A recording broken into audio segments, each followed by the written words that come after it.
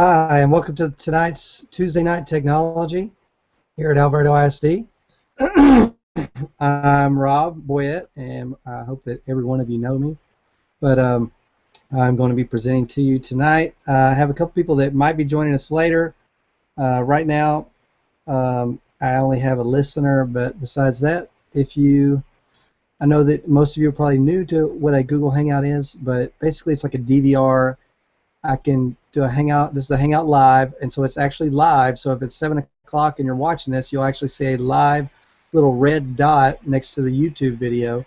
And if you want to, at any point, you can pause me and go do something else and come right back, or you could rewind me if you want. Even though it's live, you can still do that just like a DVR. So let's go ahead and get started, and hopefully this won't take that long or that much of your time. And if you're not watching me live, then obviously you can fast forward through this. You don't even have to listen to me if you don't want to. So let's go over here, and I'm going to go ahead and start sharing my screen.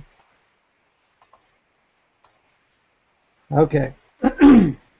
So Tuesday night. So I always like to start out with a couple of news and stuff like that. But basically, there's a couple important things, I guess. So Google Plus is now turned on officially for all teachers at Alvarado ISD. I'm going to be sending out some emails and trying to get more and more people to get onto it. But really, the most important thing is if you haven't set up your Google Plus, it's really simple. All you have to do is open up a new tab when you're logged in to your Chrome browser, and right here where it says that little plus, if I click that, it will automatically go to the home screen of my Google Plus, and there it is. So just kind of give you an idea, that's kind of what it is. But the very first time that you go to Google Plus, if you are at Alvarado ISD, what you need to do is you actually need to go to YouTube first, right? So type in YouTube, and when it takes you there at school, you know, as a teacher, every one of you has to go ahead and log in and override the YouTube. So override YouTube first, then go back to Google Plus for the very first time, and it'll walk you through a setup process. After you do the setup process, now again, if you try to do the setup process before you override YouTube, it will block you about halfway through. So if that happens, no big deal. Just open up a new tab, go to YouTube, and override it, and then go back and refresh. Press F5, or you can always hit this little refresh button right up here at the top and reload your screen, and everything should be working fine. So let's go back and see what we got going on. So again, I want to make sure that everybody knows that YouTube is now open for all students. Again, it's not the YouTube that you and I know, it's YouTube for Education. So it is sanitized and it is safe for your students. And if you want to make your own video, or you find a video that is not on there, because again, there's plenty of really good, solid videos on YouTube that get uploaded every day that are very appropriate for your classroom, but they might not be in Google or YouTube for Education. So you're going to want to add those, and the way you do is go ahead and all you got to do is copy this link or type this link in, lsurl.me/em25, and if you go ahead and put that in, it'll take you to a form where you can copy and paste that link in there and submit it, and it will be opened up immediately for your students. Just ask them to go ahead and refresh that screen, and then their YouTube video will start showing for you. So real easy. Alright, so tips and tricks. I always want to reiterate whenever I talk to people, please use your help desk. You can send emails, you can place phone calls, and you know, that's not a problem at all, but it's always going to result in the same thing. It's going to, if you call me or you email me, I'm going to help you put in a help desk ticket, because most of the time, I mean, if you look at it right here, these are all the things that are in a help desk. I can really only help you with maybe one or two of these things, because most of these things I don't know how to fix for you. And then we have techs who are very proficient and can help you with most of these things. And then we have the IT specialists, and they will be able to help you with most of these things. But the quickest way, what happens is if you go ahead and put in a help desk ticket and you choose this and you put in your information, it sends an email immediately to the correct person inside of our department that will help you the quickest. And I know sometimes it doesn't seem like that, but that is the best way. And also, it has a clock on it, and it will actually hold people accountable. So let me see. It looks like I have somebody trying to join in here. And so 1 second. Does Rob, you have a live voice and then like a recorded voice going on? Oh, thank you for telling me that. Let's see if I can stop that. So I guess there's an echo somewhere. Oh, I see. We have somebody who joined us.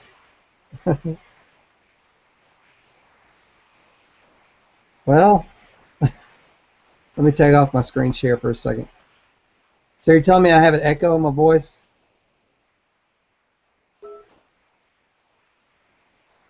Yes. Do you want me to unmute you, Tamara? Or you muted yourself, didn't you? Looks like it says you muted yourself. I can see you. Hello, everybody can see you now, Tamara. You. Let's see. I'm trying to click on your mute, but it's saying that it's grayed out for me. So it looks like you're muted on your end. So at the very top of your screen, Tamara, if you click on the little mute microphone, it should unmute.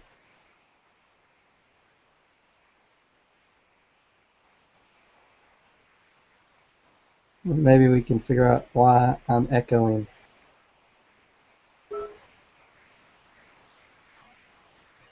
Okay. So Tamara's going to try to join us, and feel free, Tamara, once you get it going, you can just interrupt me and start talking anytime you want. So I'm going to go ahead and switch back to me. All right. So let's see, where was I?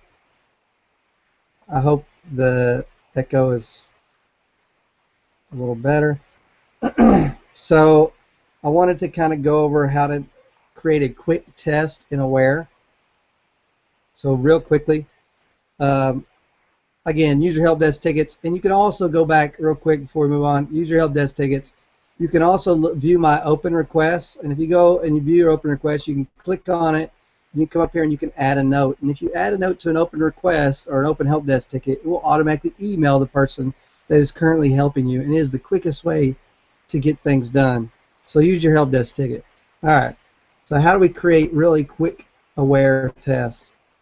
So what if I told you that you could create an online test that would be automatically graded for you and your students in your classroom, and it only takes 5 minutes to do it? You'd probably use it, right? Especially have a classroom set of laptops, or you take them down to the lab or something like that. So it's very easy. So let's go ahead and do one real quick. So all you got to do is once you're in Aware, you just click on Tests. And at the very bottom, you go down here and I'm sorry, screen share. So there we go. I'm screen sharing. Click on Tests. Down here at the bottom, click on Create a New Test. Once you create a new test, you're going to want to use Create a Quick Test Key. Now, this doesn't prevent you. You still have to go ahead and print out the test and make copies, but you can make a class copy if you want. And we're going to just do the Quick Test Key. Click Next. After you click Next, it's low. It wants us to put in a title. We're going to call this Delete Later. And I'm going to be 8th grade, 9th grade. There we go. Click Next. Is everybody timing me? I said 5 minutes, right? So I'm going to say, okay, I'm in high school and I'm in math, algebra 1.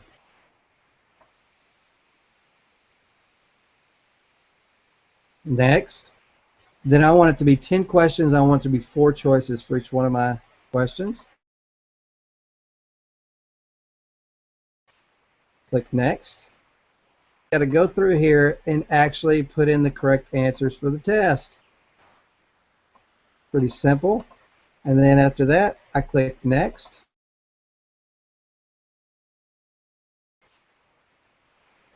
And look at that, the test is done.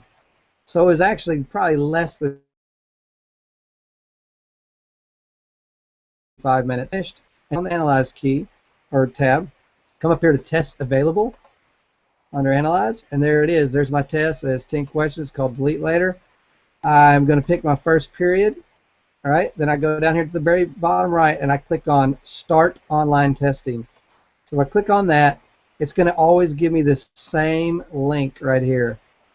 So that same link, and all I have to do is click Start, give that link to my students, and then they're off. All they have to do is sign in at that link. Their username is their ID number, and the password is the same for everyone. It is aware1314. If you'd like any more help on this, just please feel free to email me at rboyette@alvaredoist.net. So let's go ahead and go to our next topic. And let's see if we have anybody. All right. It looks like we have lost Tamara. I really hope I'm not messing this up, and I hope it's not the sound quality is okay for you. So let's go ahead and try this again. All right. So entire screen. Okay, Google Classroom is the next thing. So obviously right here is my Google Classroom. The way you get to your Google Classroom is classroom.google.com, and it'll automatically log you in. So let's say it's the very first time you ever use it. So what I have here is a test teacher. This is the first time. So the very first time you go into it, it's very simple and easy. Just go down here and click I'm a teacher. So I'm going to click I'm a teacher. It's going to automatically load up. It's going to tell me to create a classroom. So up here in the top right, I'm going to click the plus, and I'm going to say create a class. I'm going to call this my first period. And I can say whatever section I want. Go ahead and click create. And it will automatically create the class for me. And then what you're going to see first is what's called the stream view. And you'll notice after your class is created, you're going to have three little tabs at the top. The top one is stream, or one of them stream. The second one is students, and the other one is about. And so as soon as this is done, it looks like we ran into a problem, so I'm going to go ahead and refresh up here at the top left. And usually that'll fix things. What do you know? Hey, it fixed it. So over here, this is a stream. It's just like Edmodo. It's basically like a timeline. I can do an announcement or I can do an assignment. And I can share with the class whatever I'd like. But right here, first you got to get students in your classroom, right? So we have ourselves our code. So the first thing is this code. I'm going to go ahead and copy and paste it. You can disable the code so you can stop people from joining your class, or you can reset the code and change it if people start passing it around trying to join your class. You can change the theme of your class. You can do a lot of things. You can take a tour and have it automatically tell you where everything is, so you don't have to go back and watch this video if you don't want. So I'm going to go ahead and switch over to a student that I have. I have a little test student here at Alvarado ISD. And so you're going to have your students go to classroom.google.com. When they come down, obviously they're going to click I'm a student. So when they click I'm a student, it changes things for them slightly. They come up and they click on it, and obviously they cannot create a class. So they're going to enter that class code, which I already copied and pasted right there, and they're going to click join. And it's that simple for them. And so we can go ahead and start the tour. We can skip it. And so now you can see it looks very, very similar to yours, but it says, hey, I'm in first period. And it turns out that if they click over here, they can actually see all their periods. So first period, second period, third period, all the teachers that are using it. And if I switch back to the teacher mode, one second, then you can see I can click on students, and there's my test student. So I already have it. I can go ahead and send them an email. Right now we don't have email turned on, but maybe we will in the future. We are working on it. So we can go back to the stream, and the teacher can do an assignment. And so I think that we're just about out of time. And I think what we're going to do next week, we're going to look at how to use Classroom more in depth. We're going to create an assignment. We're going to work on the assignment as a student, and then we're going to use something else to make it even better, where you can actually grade with a rubric if you'd like. and we're going to make it a lot better looking for you. And hopefully after next week you'll feel very confident to go ahead and get that lab and reserve it and get your students in there and go ahead and get everybody signed up with their Google Classroom. And let's see, do I have anybody? Okay. So it looks like that's going to wrap things up. Again, if you have any questions, please feel free to email me at rboyette@albertoisd.net. And I think that's just about it. So I'd like to thank everybody. Tamara Morris for joining me. Hopefully I can get her back next week. And Julie Holland was also on there, but she's at her son's football game, so I don't blame her. She's just listening in.